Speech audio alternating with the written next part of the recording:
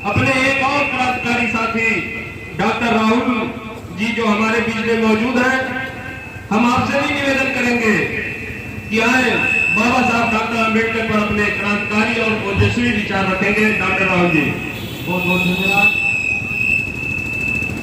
सबसे पहले करुणा के सागर तथागत गौतम बुद्ध को मैं नमन करते हुए इस देश में सदियों से उपेक्षित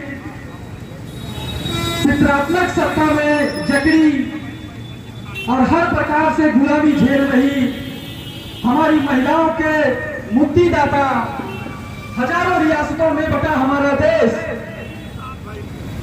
और छोटे छोटे नवाबों द्वारा राज किया जा रहा हमारा यह देश जब अंग्रेजों से आजाद हुआ तो इस देश को सही से चलाने के लिए कैसे देश चलाते हैं इसके कोई आइडिया किसी के पास नहीं था।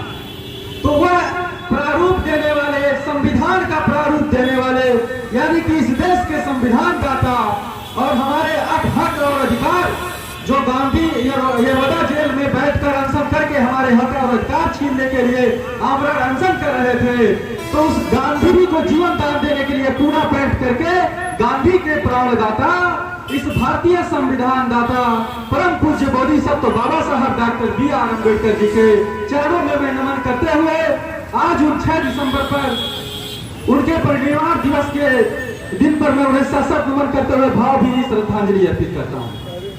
साथियों, कहते हैं कि अधजल गगरी छलकत जाए। हमारे अंदर कहीं ना कहीं कमी रह गई कि हम बाबा साहब को सही तरीके से इस देश और इस दुनिया के सामने ला नहीं पाए।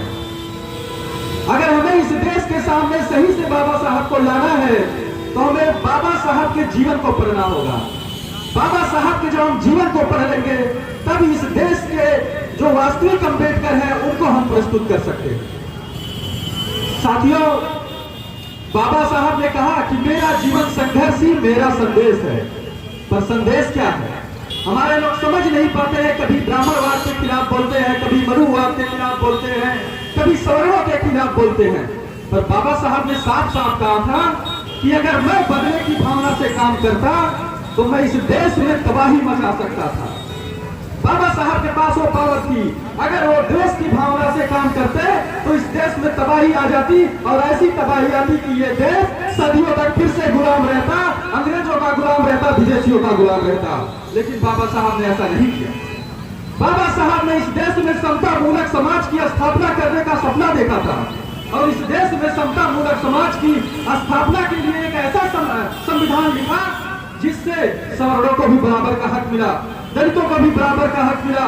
लेकिन संविधान बनने के बाद जब इस देश में कुछ पार्टियों का शासन आया तो हमारे लोगों को दबाया गया।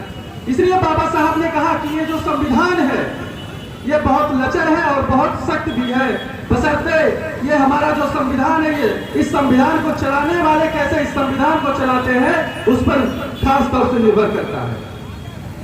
आज देखेंगे तो कई उत्तर प्रदेश के एक राज्य को छोड़कर किसी राज्य में जो है बहुजनों का शासन नहीं आया।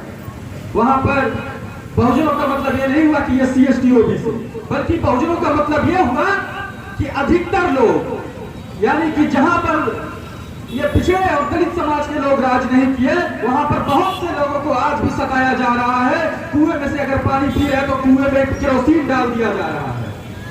तो उस चीज को सुधारने के लिए कहते हैं कि शोषित व्यक्ति ही शोषण समझ सकता है कि शोषण क्या होता है, पर जो शोषण करता है वो कभी शोषितों के साथ न्याय नहीं कर सकता। इसलिए बाबा साहब के बनाए संविधान के माध्यम से इस देश की कुर्सी पे राज करिए। जब शोषित इस देश की कुर्सी पे बैठेगा तब वह इस देशवासियों को असली न्याय देगा। यह कि शोषण करने वाला व्यक्ति जब कुर्सी पे बैठेगा तो हमारे देशवासियों को जो है न्याय दे सकता है। तो यह चीज हमें समझना होगा। और इसी के साथ जो बाबा साहब ने कहा कि शिक्षित बनो, तो जो शिक्षा मिली है उसके माध्यम से हमें शिक्षित होना है और संगठित होने के बाद संघर्ष करना इस देश की सबसे बड़ी कुर्सी पर पहुंचने के लिए, तब बाबा साहब का सपना पूरा होगा साथियों। वरना हम नारा लगाते रहे बाबा साहब का मिशन अधूरा, हम सब मिलकर क्या ठाक करेंगे पूरा, शाम को दारू पी के करेंगे पूरा, जब चुनाव आएगा 500 में वोट बेच कर करेंगे पूरा। साथियों, इस बात को बाबा साहब को एक बार फिर से पढ़िए और इस देश की कुर्सी को हथियाइए, तब जाके बाबा साहब का सपना पूरा होगा और तब जाके इस देश में समता मूलक समाज की स्थापना होगी, जब शोषित करने वाले लोग देश की सबसे बड़ी कुर्सी पर बैठेंगे। इसी बातों के साथ मैं अपनी बारी को समाप्त करने से पहले दो शब्द कहूंगा कि हमारे लोग आज छोटे छोटे संगठनों में बटे हुए हैं, तो आप इन संगठन वालों से कहूंगा, क्यों बटे हो हजारों टोली में, क्यों बटे हो हजारों टोली में, आप बैठो एक ही टोली में, रख लेंगे हिमालय सर पर मिल, बस एक जय भीम की बोली में, बस एक जय भीम की बोली में।